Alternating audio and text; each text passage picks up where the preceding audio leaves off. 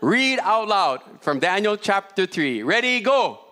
King Nebuchadnezzar made a gold statue 90 feet tall and 9 feet wide and set it up on the plain of Dura in the province of Babylon. Then he sent messages to the high officers, officials, governors, advisors, treasurers, judges, magistrates, and all the provincial officials to come up to the dedication of the statue he had set up. You guys got them? How big this statue was?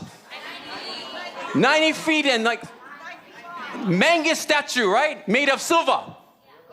Gold. Okay, get him. Oh, good at you. Okay, good. Next.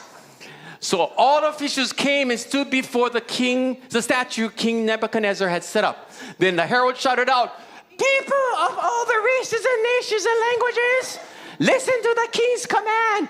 When you hear you guys reading? The horn and the flute, zither, lyre, and harp, pipes, and other musical instruments, bow down to the ground to worship King Nebuchadnezzar's gold statue. Anyone who refuses to obey will immediately be what? Thrown into the blazing furnace." So at the sound of the musical instruments, all the people, whatever their race, nation, or language, what? Bow down to the ground and worship the gold statue that King Nebuchadnezzar had set up. But some of the astrologers went to the king and informed on the Jews, Hana. They said to King Nebuchadnezzar, "Oh, long live the king! You issued a decree requiring all the people to bow down and worship the golden statue when they hear the sound of the horn, flute, zither, lyre, harp, and pipes, and other musical instruments. That decree also states that those who refuse to obey must be what? Thrown into the blazing furnace, my dear king." But there were some Jews, Shadrach, Meshach, and Abednego, whom you have put in charge of the province of Babylon. They pay no attention to you, your majesty. You reading? Come on, let's go. They what? Refuse to serve your gods and do not worship the golden statue you have set up. Then Nebuchadnezzar flew into a rage and ordered that Shadrach, Meshach, and Abednego be what? Oh! Brought before him. Oh! When they were brought in, Nebuchadnezzar said to them, "Is it true, Shadrach, Meshach, and Abednego, that you refuse to serve my gods or to worship the gold statue I have set up? I will give you one more chance to bow down and worship the statue I have made when you hear the sound of the musical instruments.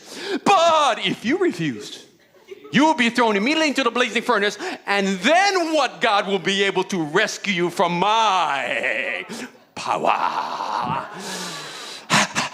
Shadrach, Meshach, and Abednego replied, "Oh, Nebuchadnezzar, we do not need to defend ourselves before you.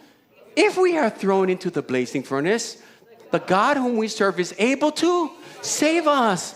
He will rescue us from your power, your majesty. But even if he doesn't, we want to make it clear to you, your majesty, that we will what? Never serve your God or worship the gold statue you have set up." Nebuchadnezzar was so furious with Shadrach, Meshach, and Abednego. His faith became distorted with rage. He commanded that the furnace be heated up, what? 7 times hotter than usual. Then he ordered some of the strongest men of his army to bind Shadrach, Meshach, and Abednego and what? Throw them into the blazing furnace. So they tied them up and threw them into the furnace, fully dressed in their pants, turbans, robes, and other garments. And because the king, in his anger, had demanded such a hot fire in the furnace, the flames what? Killed the soldiers that threw the 3 men in. So Shadrach, Meshach, and Abednego, securely tied, fell into the roaring flames. But suddenly, Nebuchadnezzar jumped up in amazement and explained to his advisors, "Didn't we tie them up, 3 men, and throw them into the furnace?" "Huh? Yes, your majesty, we certainly did." Replied, "Look," Nebuchadnezzar shouted, "I see 4 men unbound walking around in the fire, unharmed. And the fault looks like a god." Then Nebuchadnezzar came as close as he could to the door of the flaming furnace and shouted, "Shadrach, Meshach, and Abednego, servants of the Most High God, come out, come here. So Shadrach, Meshach, and Abednego stepped out of the fire. Then the high officers, officials, governors, and advisors crowded around them and saw that the fire had not touched them. Not a hair on the chin. No, that's a different story. Sorry. Not a hair on their heads was what? Singed. And their clothing was not scorched. They did not even smell of smoke. Then Nebuchadnezzar said, Praise be to God of Shadrach, Meshach, and Abednego. He sent his angel to rescue his servants who trusted in him. They defied the king's command and were willing to die rather than serve or worship the God except their own God. Therefore, I will make this decree. Dun, dun, dun, dun. If any people, whatever their race or... Come on, let's say out loud. This is the decree. If any people, whatever their race or nation or language, speak a word against the God of Shadrach, Meshach, and Abednego, they will be what?